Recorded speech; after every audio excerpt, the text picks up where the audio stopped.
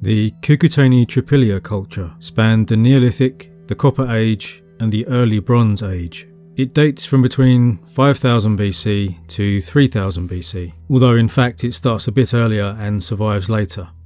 This was a truly remarkable civilization because of the beauty of their ceramics and also because of their settlements.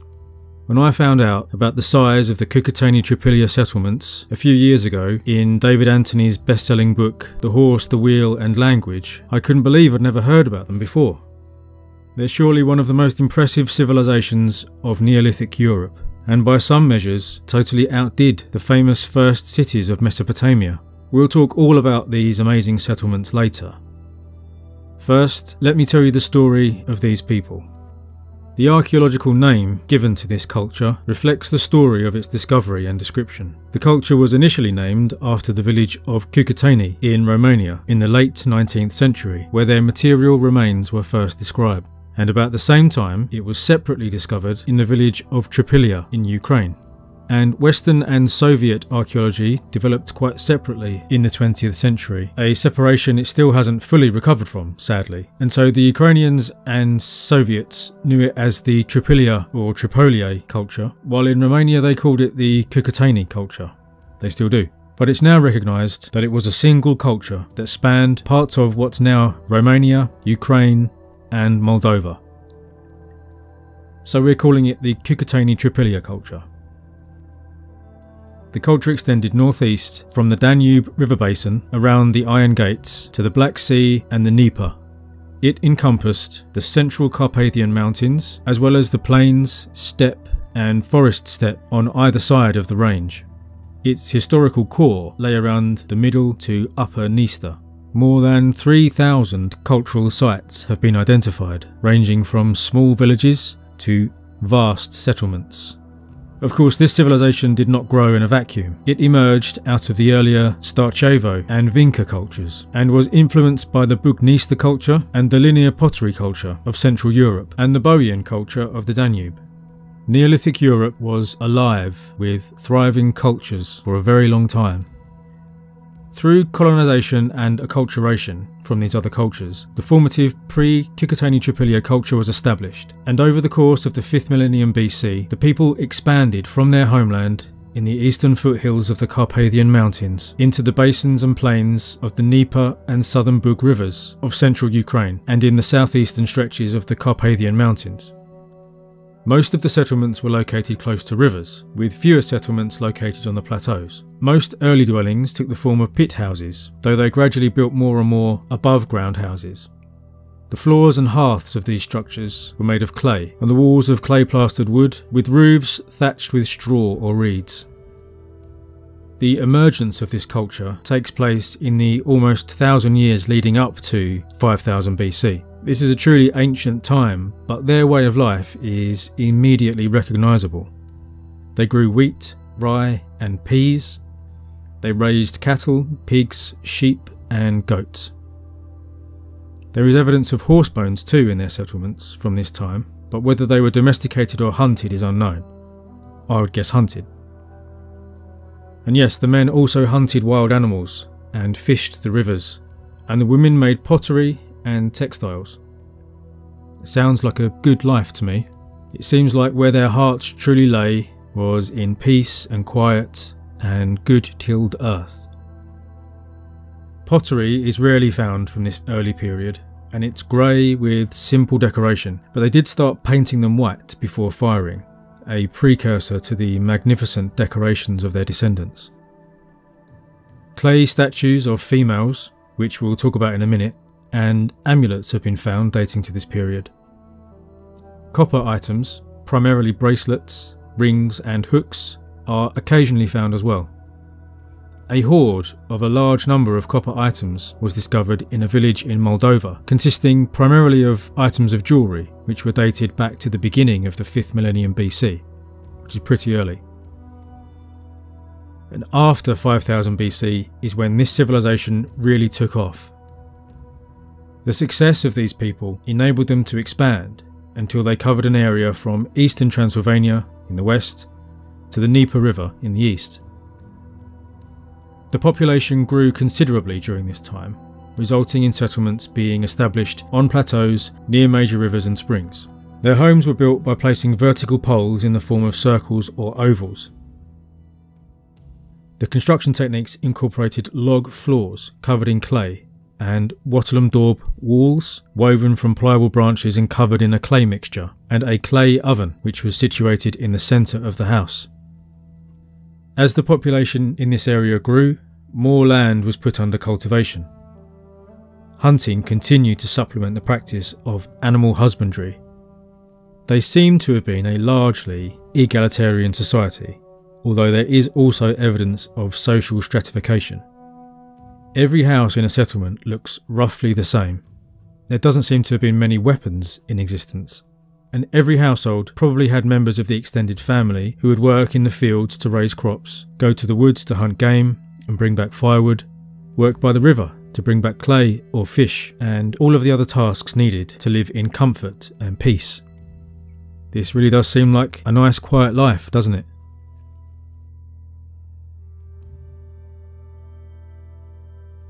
This period is when copper axes and other tools were first used here, made from ore mined in Ukraine and from deposits along the Dnieper. The first copper extraction around this time was often done by rivers that had exposed the ore through erosion.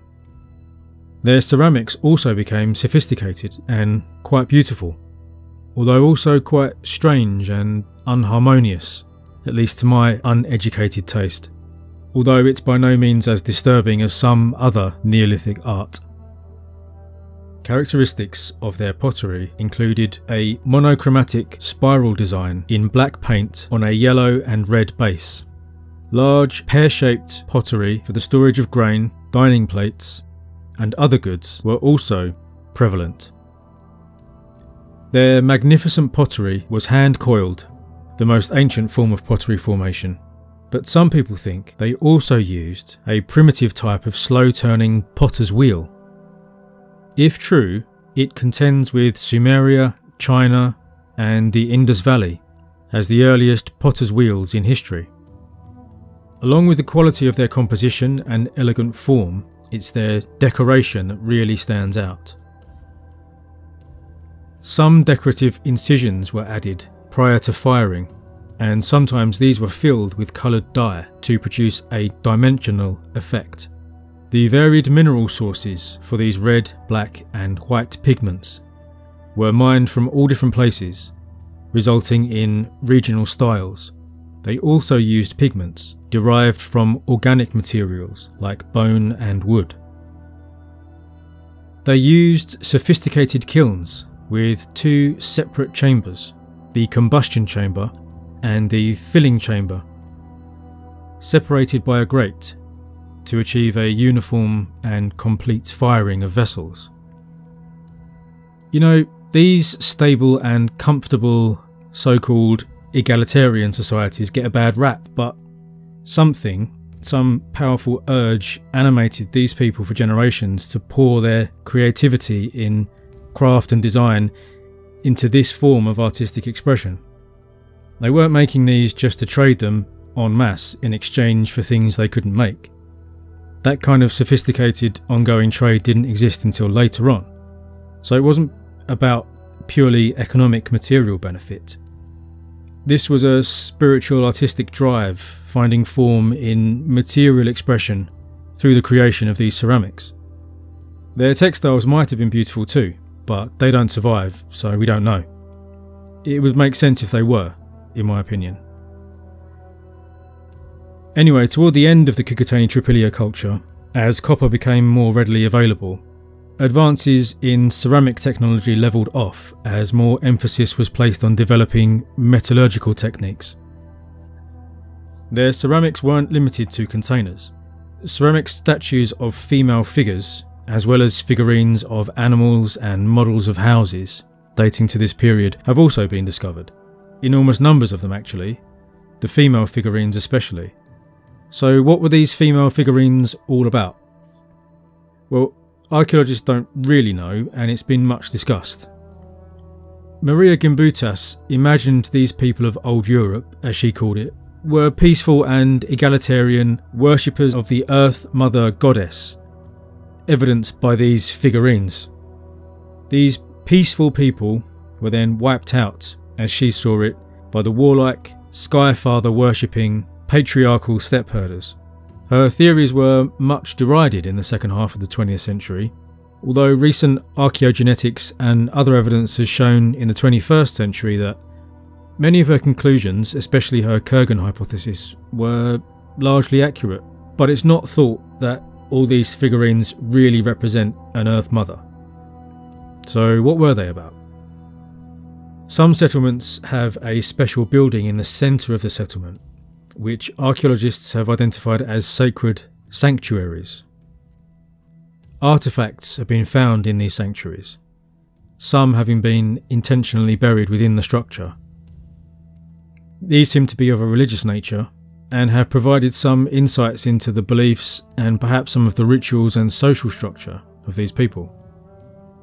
Also, artefacts of an apparent religious nature have been found within some homes. And many of the artefacts are these clay figurines or statues. Archaeologists call them fetishes or totems, which were believed to be imbued with powers that could help and protect the people who look after them. So they're not thought to all represent one Earth Mother goddess, and different ones would have had different purposes. Maybe this one for protection from disease, and this one to bring a good harvest, and so on. Another strange thing about these people is that the evidence for mortuary activity is almost invisible. There aren't many bodies really, and the few found tend to be from the later period, which we'll talk about in a minute. So what were they doing with their dead? It's a mystery. During the late and final period, 3500 BC to 3000 BC, the Cucuteni-Trypillia territory expanded to include the Volyn region in northwest Ukraine, the Sluch and Hurin rivers in northern Ukraine, and along both banks of the Dnieper river near Kiev. And members of the Cucuteni-Trypillia culture who lived along the coastal regions near the Black Sea now came into contact with other cultures. More copper traded from other societies, notably from the Balkans, began to appear throughout the region, and members of the Cucuteni-Trypillia culture began to acquire skills necessary to use it to create various items. Along with the raw copper ore, finished copper tools, hunting weapons and other artifacts were also brought in from other cultures. This marked the transition from the Neolithic to the Neolithic, also known as the Chalcolithic or Copper Age. Bronze artifacts begin to show up in archaeological sites toward the very end of the culture. Animal husbandry increased in importance as hunting diminished, and horses also became more important. And a new rope-like design replaced the older spiral pattern designs on their pottery. And different forms of ritual burial were developed, where the deceased were interred in the ground with elaborate burial rituals. This shows clear influence from the steppe people. The end of their civilization, after the steppe people had moved in and partially merged with them, is when my novel Godborn takes place. So what actually happened to finish them off is much debated. Maria Gimbutas saw evidence that the Indo-European invasions overwhelmed and destroyed them. Part of the evidence is the new construction of fortified settlements and hill forts. J.P. Mallory points out that the Yamnaya cultural settlements in the eastern part of the Cucuteni-Trypillia area coexisted for some time, with evidence of open trade in goods, and he shows that the settled peoples begin seeking refuge in every direction except east. He cites evidence of the refugees having used caves, islands and hilltops, in the process abandoning 600 to 700 settlements. And as we said before, their burial practices changed to be more like that of steppe peoples, and their pottery style changed. So he suggests then that the pressures from the east over time massively transformed the way of life of these farming communities, rather than an armed onslaught bringing about cultural extinction. David Anthony partially agrees, saying, quote, "Around 3700 to 3500 BC, the Dnieper frontier was becoming a zone of gradual, probably peaceful assimilation between Tripolye villagers and indigenous Sredny Stog societies east of the Dnieper." End quote. And there is genetic evidence to support this gradual influx of DNA admixture too. There aren't enough DNA samples overall because of the lack of bodies, but they're basically what you would expect from a Neolithic population in this area. Some influx from the linear pottery type people of Central Europe and also people from the south. Interestingly, for me at least, one chap's mitochondrial haplogroup H5A1 is the same as mine. It is thought to have first mutated into existence in this area about this time. Anyway, about their end. There is also an argument that this civilization collapsed due in part to climate change, and perhaps that did play a part in reducing crop yields or driving migrations, but it's not yet well demonstrated. But whatever way you frame it, it seems to have happened quite quickly in archaeological terms. They didn't coexist for that long really before the steppe herders dominated them. There is a chapter in David Anthony's book about this called "Crisis and Change on the Tripolye Frontier, Towns Bigger Than Cities." So let's talk about these giant settlements now. Quote, "The Tripolye settlements in the forest steppe zone on the middle Dnieper began to make pottery that looked like Pontic Caspian ceramics and adopted Pontic Caspian style inhumation funerals. The Dnieper frontier became more porous, probably through gradual assimilation, but Tripolye settlements on the South Bug River, near the steppe border, changed in very different ways. They mushroomed to enormous sizes, more than 400 hectares, twice the size of the biggest cities in Mesopotamia. Simply put, they were the biggest human settlements in the world. And yet, instead of evolving into cities, they were abruptly abandoned." End quote. Anthony calls these settlements super towns. He says this, quote, "All the Tripolye settlements located between the Dnieper and South Bug rivers were oval, with houses arranged around an open central plaza. Some villages occupied less than 1 hectare, many were towns of 8 to 15 hectares, some were more than 100 hectares, and a group of 3 sites, located within 20 kilometres of one another, reached sizes of 250 to 450 hectares, between about 3700 and 3400 BC.